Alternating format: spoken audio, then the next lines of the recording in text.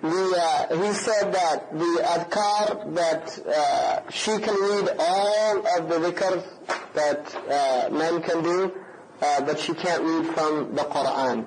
And then the khilaf in that of how much, like from memory, if she memorizes the Qur'an, then she can read what she needs to keep her Qur'an, or if she's studying the Qur'an. But she cannot touch the Qur'an during her hayab, and she should not read it like extensively, unless it's to maintain what she's memorized, or like ta'awwudh, or ayat surah al-tabarak, for instance, she's reading, or if she read like that. But other than that, she can read any of the ayahs of the adhkar, the ad'iyah, la ilaha illallah, salah ala nabi. So he said, first of all, we have to remember that people are guided by the overflowing bounty of Allah subhanahu wa ta'ala. And if somebody is brought to you for that, then Allah has brought him by his bounty. But he said that, first and foremost, that we worship Allah with these ahkam. And that's what Allah has made binding upon us. And people who enter into Islam, the first thing the Prophet taught people was tawheed. And then he told them that Allah has made 5 prayers incumbent upon you. That once they accepted Islam, they were told you have 5 prayers. So he called them first to the unity of Allah, and then he called them to prayer. And that's the methodology of the Messenger of Allah. And that's what we should be calling people to, is to praying. In this culture, there's a whole false or pseudo-spirituality, which is the idea that you can have haqiqah without sharia. And it's a dajjalic phenomenon. It's misleading people, and it's taking them away from the truth. So it's actually anti-spirituality, because real spirituality is protected by the sharia. In other words, the fruit is protected by the orange is protected by the shell on the orange. And if you take that shell off before it's ripe, you ruin the orange. And so if you try to get spirituality before you've protected yourself with the sharia, then you'll destroy your soul. And you become a false, and this is why they have all these false people who, the mutamalitun, in the Feroz Abadi calls them mutamalitun. They're like people who pretend that their egos are dead, but yet they're filled with all the diseases of the heart, and they only outwardly pretend to do that.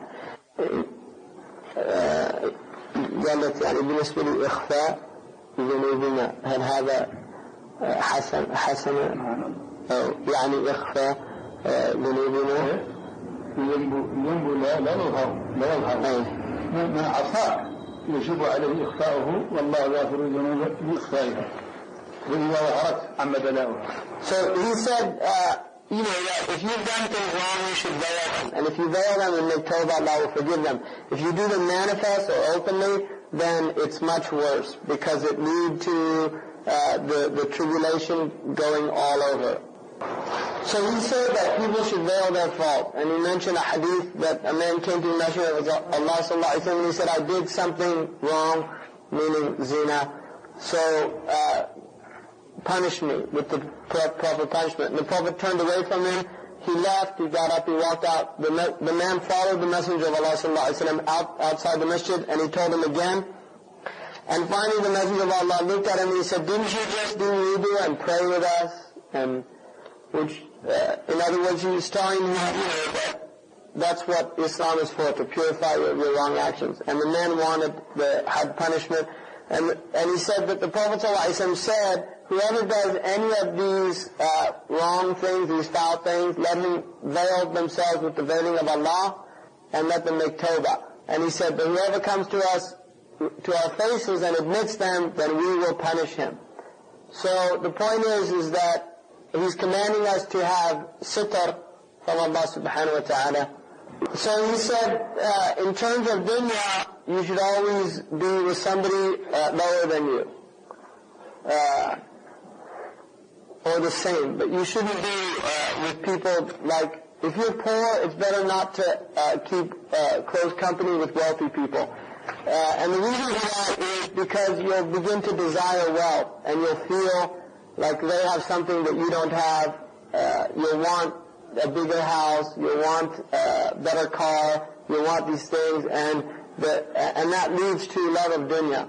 And the same with but then he said that for akhirah, you should always view people better than you. Because if you always view people lower than you, then you'll start thinking that your deen is okay and you're better than them. And the thing about the people of Allah is that they tend to look at themselves as being less than everybody else. So they don't really have the danger of, if somebody's keeping company with them, they actually see them as better than them and not the opposite way around. This is why you should keep their company, because it'll make you feel like if that person has that type of humility, then you'll feel much, And so people who have takabbur and see themselves as better than somebody else, and this is why they say, لَا تَحْقِرُوا عَبْدًا عَسَنْ يَكُنْ لِلَّهِ وَلِيًّا. Don't belittle people because they might be a wali of Allah. And you never know if a person's maqam is higher than yours. Even if they look like they're worse off than you now. He might be drinking alcohol, but maybe in a few years he makes a tawbah that Allah accepts, and then he becomes a wali of Allah, and then down the road you do something wrong, and the opposite happens to you. So you should never feel that you're better than anybody in the dunya. And that's why when you see people of akhirah better than you, you should always want to be with them.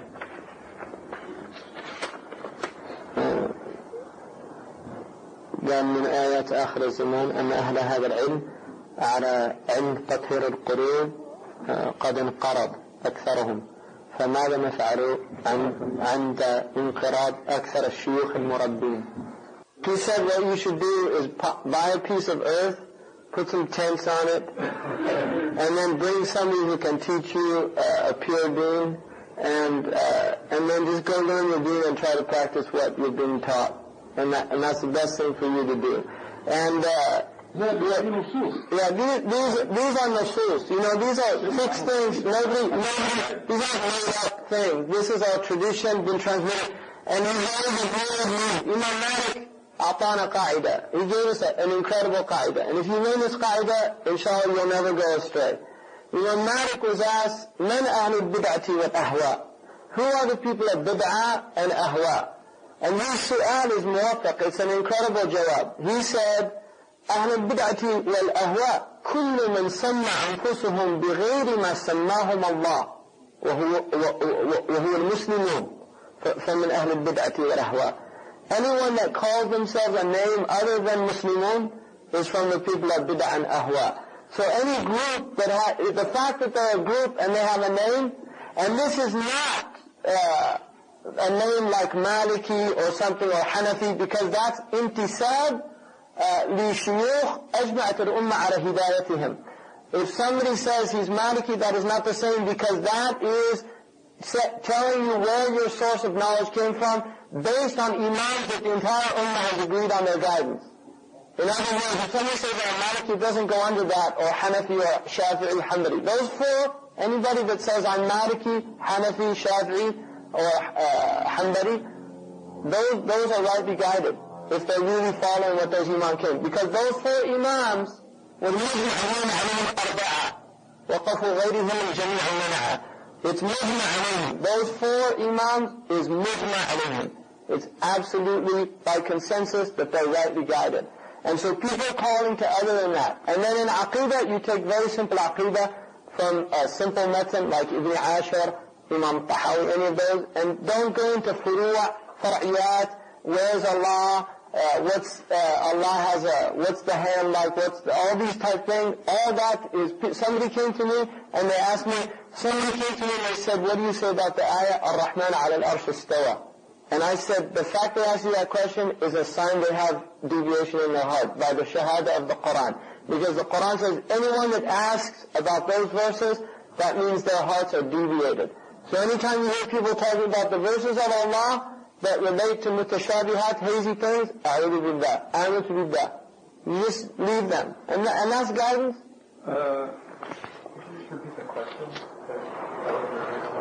The question was about, what do we do in a time when shuyukh have disappeared and there's really not much of the people of tarbiyah?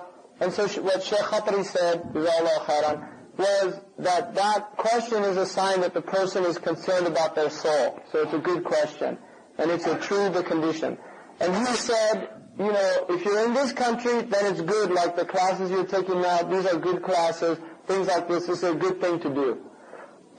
He said that is the best thing to study and make sure the source of your knowledge is good. And he said, that the things that we're teaching, like these mutun, these are mutun that are thabit, that are part of our tradition, and they come from a chain of shuyukh. And the people, like his sheikh and my sheikh is Murabb al-Hajj.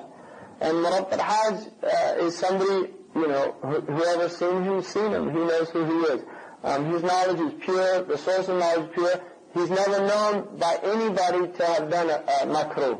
Nobody who has lived with Murabb al-Hajj for over 70 years can say they ever saw him do a makruh. He's never been ever heard to speak a bad word about anybody by name. Anyone. He's never mentioned anybody with su. His knowledge is pure sharia. And he teaches people remembrance of Allah subhanahu wa ta'ala, because he's in a state, like one of the people said, الجلوس عنده كالجلوس عند الحاضر الغائب. Sitting with him is like being with somebody who's present and absent at the same time. He's present in that he'll teach you and answer your questions. He's absent in that his heart is moved from this world. It's not in this world anymore. So he said anybody can go to Mauritania that wants. He said that the himmah aspiration of a moment is aqta'u min as-sayf. It's more cutting than the sword. So if the himmah is strong, then people can do amazing things. He said, for example, Yahya, the American man that became Muslim here, he's a young man. He was, I think, 19 or 20. He became Muslim. He said he was a spoiled American from Mudallal, that's what he said. Spoiled American, wealthy, from wealthy family, Los Gatos. And he became Muslim, and he wanted to go seek knowledge. He had a scholarship to, not scholarship, but he expense paid Berkeley, everything. And he actually came to me, he'd already done 2 years of college, and I said initially that just finish the university for your parents' sake, and then go. And my sister, and I told Sheikh Haddameen this, my sister Nabila said, you did an injustice to him. And I said, why? It's only 2 years, it'll go fast, and then he can go do what he wants. She said, how do you know what will happen to him in those 2 years? Maybe he'll get a fitna in Berkeley. Maybe he'll lose his desire for knowledge right now that the feels, in the heart. And I realized when she said that, Nabila told me that, I realized that she was right. And I went and I told him, that advice I gave you, I was wrong. And he said, I'm really glad you said that because I wasn't going to take it anyway. That's what he told me. And then when I told Sheikh Haddameen in Mauritania, who's the cousin of Sheikh Khatri and Murabb al-Hajj's cousin who's learned all his knowledge from him, he's alim, jadid. When I told him that, he said, when I told him what I said and then I told him what my sister said, he said, Subhanallah, I wanted to tell you you were wrong, but my respect for you prevented me from doing that, but I'm glad your sister did. And he said, وَأَنَا أَصْبَحْتُ أُحِبُّهَا, and I have love for her because of the good counsel she gave him. Because, and so he said that he's there now with Murabb al-Hajj. He said he lives in a little hut with, he said, in 1 year you can learn Fard Ayn. It's not very much. And once you learn Fard Ayn, you go where you want, do what you want. Once you learn your Fard Ayn, practice it in your house, do your job, do whatever you want. But if you haven't learned Fard Ayn, don't waste your time with other things. And he said anybody who's calling to Islam, like in a position of any authority, then what you should ask them is teach us how to pray, teach us how to do wudu, teach us how to pay our zakat, teach us how to get married, teach us how to buy and sell. He said if they can't do that, then it's a da'wah batila, it's meaningless what they're calling you to, because that's what Allah called us to, that's what His Messenger did, and that's what He taught. He taught people how to worship Allah, how to pay their zakat, these rules that we're supposed to live our lives by. So really that's what we should be doing. So he said that, some people from a da'wah group came to Murabb al-Hajj to call him to Islam. And he asked them, what they want to do. They want to sleep in the masjid. he said, they can't sleep in the masjid. Tell them to move along, it's better for them. And then he said, don't you know that the Prophet ﷺ didn't let some people sleep in the masjid? And he said, well, that's those people. So they should just get along with wherever they're going and don't waste our time. You know. And this is one, there's a man who studied with Murad several years, and he just recently went back. He's a wealthy man from the workshop. Muhammad Amin هذا تجاكني محمد أمين من الوركشop. الغني هذا اللي يقرأ خليل مع طاهر. والدحان. He told me once that he heard some people came to his house, they said, come to the masjid, we're having a da'wah. So he said, he'll go, he went, and he said he sat and listened to a talk, and he said that he didn't learn anything because he said that we should be taught something that's going to benefit us. In other words, something we can hold on to and take with us, not just words strung together or something, right? Because really what's destroyed Islam is the lecture circuit. You know, in all honesty, I mean, muhadarat have done more to destroy Islam than anything else, I think, personally. Because now people think they just go to a lecture and they get, like the pilot light gets lit on a little bit, but then the least wind comes along and it blows it out again. And the thing about this is, learning consistently and then practicing it, you will see in your own lives the difference. Because I know there's people in here, just from studying Mathara, there's change in your own life and in how you view things and how you can see it. Because I can see it, and if I'm teaching a class, then I know people, other people. Because, you can't read these things and study them and teach them and learn them except you get affected by them. Unless you're just a complete, hypocrite or something, and I don't think any of you are. So that's the point, is that how do we get from A to B and then B to C and C? What Muslims want now, they want to go from A to Z without going through the alphabet. They want this Dawla Islamiyya, they want the Hukuma Rashida, they want all these things, and they don't want to do the means that we need to get to that thing. And these are why all these groups that call to Islamic government, what are you going to do? Sheikh Abdurrahman, the cousin, he's the nephew of Sheikh Khatri. Sheikh Abdurrahman told me he was in the Gulf and these people were telling him we have to get a government, Islamic government. And he said, all right, let me ask you something. I'm the ruler of the Emirates and I give you the government today. What are you going to do? What's your economic plan? What are you going to teach the people? What are you going to put on the television instead of what's on it now? Because once you have it, then what do you do? Because it's easy to say we want it and Islam huwa al-hal, Islam's the solution, and shout slogans in marches and all these things. But if somebody stops one of those sloganeers, pulls him out of the line and says, what is this solution that you're talking about? All he has is a slogan. Because he really doesn't know what it is. He just has this vague idea. And that's the same as communism, because that's what communists talk about. Once the revolution's over, everything's going to be great. Well, they had their revolution, and it was a disaster, right? Because there wasn't any program. It was all just lies. So that's the point. We should pray now. I know there's more questions. Jazakallah khairan.